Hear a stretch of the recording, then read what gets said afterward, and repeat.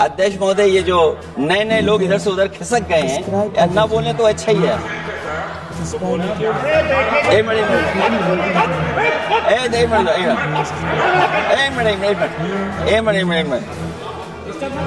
अध्यक्ष महोदय, पर अध्यक्ष महोदय, मेरा ये आग्रह है ये अध्यक्ष महोदय ये कुछ जानते नहीं है। अध्यक्ष महोदय, माननीय सदस्य कुछ जानते नहीं है। ये ना पढ़े लिखे हैं ना कुछ जानकारी रखते हैं। मैं ये कह रहा हूँ, मैं ये बात इसलिए कह रहा हूँ, ये अनपढ़ इसलिए हैं।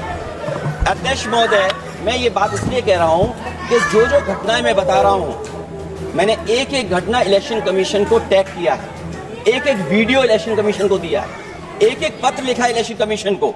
अगर एक भी कार्रवाई की हो तो मुझे बता दें, अगर ये जानते हो। और दूसरा, मैं अध्यक्ष महोदय मैं दूसरा बताना चाहता हूं आपको। अध्यक्ष महोदय, चुनाव जीते जाते हैं, हारे जाते हैं। कभी कोई चुनाव जीतता है, कभी कोई चुनाव जीतता है। एक समय था जब हम लोग कांग्रेस पार्टी से लड़ते थे, और एक समय आ गया कि जब हम आपसे लड़ रहे हैं चुनाव। कभी ये जीतते हैं, कभी वो जीतते हैं, कभी मैं जीतता हूं। एक समय था अध्यक्ष महोदय, मैं 5 लोकसभा का सांसद था यहां। इस बार हम लोग भारतीय जनता पार्टी को दूसरे नंबर करके सबसे 1 नंबर पे समाजवादी पार्टी आई। और अध्यक्ष महोदय, ये जहां से आपने कम्युनल पॉलिटिक्स शुरू की थी, जहां से आपने कम्युनल माहौल बनाया था देश में, उस अयोध्या से अगर कोई जीता है तो हमारे समाजवादी पार्टी के अवधेश जी जीत करके आए। ये चुनाव जीते जाते हैं, हारे जाते हैं, लेकिन जिस संस्था की जिम्मेदारी निष्पक्ष रहना, वो आखिरकार संस्था निष्पक्ष क्यों नहीं है, सवाल ये है। और सवाल मैं यहां से उठाता हूं बाई इलेक्शन का, क्योंकि जो व्यवस्था पहले थी उस व्यवस्था को अगर बदलने का काम किसी ने किया तो भारतीय जनता पार्टी ने किया है। इस व्यवस्था को बदलने का जो सुझाव कांग्रेस पार्टी की तरफ से है, उस सुझाव से हम सहमत हैं। दूसरा सुझाव जो कांग्रेस पार्टी ने दिया है, थोड़े दिनों बाद सुधार आया है कांग्रेस में, इसके लिए हम उनको धन्यवाद और बधाई देते हैं। उन्होंने कहा, और अध्यक्ष महोदय मेरा भी सुझाव है, कि इलेक्शन बैलेट पेपर से होना चाहिए। और इसलिए होना चाहिए कि बहुत प्रश्न लग रहे हैं, बहुत उंगली उठ रही है, इलेक्ट्रॉनिक चीजों पे बहुत सवाल खड़े हो रहे हैं। और केवल भारत के अंदर लोकतंत्र में नहीं, दुनिया के लोकतंत्र में। और ये जो लोग कुछ कुछ कह रहे हैं इलेक्ट्रॉनिक की बात और टेक्नोलॉजी की बात कर रहे हैं, मैं उनसे कहना चाहता हूं कि भारत और जर्मनी की तुलना कर लें, भारत और अमेरिका की तुलना कर लें, भारत की और जापान की तुलना कर लें, हम कहां खड़े हैं। अगर वो संपन्न देश जो टेक्नोलॉजी में हमसे कई गुना आगे हैं, अगर वो स्वीकार नहीं कर रहे ईवीएम, तो आखिरकार हम ईवीएम को क्यों स्वीकार कर रहे हैं। अगर उन देशों में लोकतंत्र है और बैलेट से वोट पड़ रहा है, तो यहां पर भी बैलेट से वोट पड़ना चाहिए। और जो मेरी जानकारी जहां तक पहुंचती और जानकारी है मुझे, वो जानकारी ये कहती है कि जर्मनी में अगर आप ईवीएम से वोट डालेंगे तो वो अनकॉन्स्टिट्यूशनल माना जाएगा। सोचो, जर्मनी जैसा देश बैलेट पेपर से वोट डलवा रहा है, तो आखिरकार भारत जैसा देश हम बैलेट पे क्यों नहीं जा रहे हैं। इधर एक नई चीज है, नया जमाना है, तो नई चीज है सोशल मीडिया।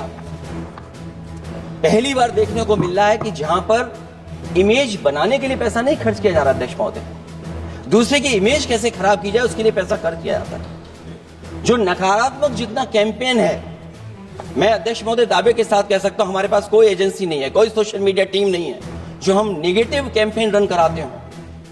लेकिन भारतीय जनता पार्टी के पास हजारों ऐसे लोग हैं और हजारों करोड़ रुपए इस बात के लिए खर्च करते हैं कि नेगेटिव कैंपेन कैसे रन किया जाए। और जितना जितना चुनाव करीब आता है, उतना सोशल मीडिया से लेकर के हर प्लेटफॉर्म पर नेगेटिव कैंपेन अगर कोई कर रहा है तो वो कर रहा है भारतीय जनता पार्टी के लोग, कि नेगेटिव कैंपेन कैसे रन किया जाए। और जितना जितना चुनाव करीब आता है, उतना सोशल मीडिया से लेकर के हर प्लेटफॉर्म पर नेगेटिव कैंपेन अगर कोई कर रहा है तो वो कर रहा है भारतीय जनता पार्टी के लोग। इलेक्टोरल बॉन्ड की तो बात हम इसलिए नहीं करना चाहते हैं क्योंकि हमें तो मिला ही नहीं कुछ। अध्यक्ष महोदय, क्या बात करूं मैं इलेक्टोरल बॉन्ड। सबसे ज्यादा इलेक्टोरल बॉन्ड अगर किसी को मिले हैं तो सत्ता में बैठे हुए लोगों को मिले। दूसरा कांग्रेस को मिला। कांग्रेस ही हमारे मित्र ऐसे कि हमें नहीं बताते कहां से मिलता है।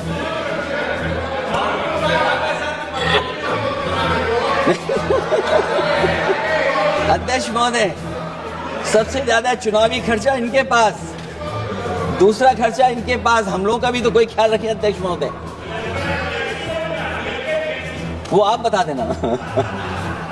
तो ये जो इलेक्ट्रॉन बॉन्ड वाला जो खेल है अध्यक्ष महोदय, ये तो दिखाई देने वाला खेल है। उसमें सोचिए कहां हम लोग टिकेंगे, कहां रीजनल पार्टीज टिकेंगी। इसलिए अगर ये तरीका चुनाव होगा, खर्चा कैसे कम हो, इस पे भी इलेक्शन कमीशन को सोचना चाहिए। किसी ने कहा कि वो एक वोटर लिस्ट भी करा देंगे, ये बात मैं कह दूं अध्यक्ष महोदय, उन्होंने ये कहा कि वन नेशन वन इलेक्शन तो होगा ही होगा, लेकिन एक वोटर लिस्ट भी एक होगी। हमें उम्मीद है कि वोटर लिस्ट एक होगी और वोटर कार्ड ऐसा बने।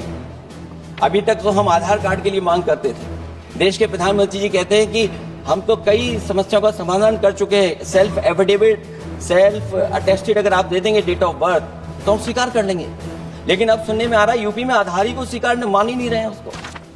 आधार जैसा कार्ड जो जिसमें सब कुछ डॉक्यूमेंटेड है, आपके फिंगर्स हैं, आपकी आई है, आपका पूरा डिटेल है, उसके बाद भी आप आधार को नहीं मान रहे हैं। इसका मतलब ये एसआईआर नहीं है, ये अंदर ही अंदर एनआरसी वाला काम कर रहे हैं। क्योंकि हमने उत्तर प्रदेश में सुना है कि वहां के मुख्यमंत्री जी कह रहे हैं कि हम डिटेंशन सेंटर बना रहे हैं। भाई एसआईआर में जिसका नाम नहीं उसके लिए डिटेंशन सेंटर की जरूरत है। इसका मतलब अध्यक्ष महोदय, जो काम ये खुलकर नहीं कर सकते थे एनआरसी, वो काम ये एसआईआर के बहाने कर रहे हैं। तभी ये कभी कभी कहते हैं घुसपैठियां हैं और डिटेंशन सेंटर बन रहे हैं।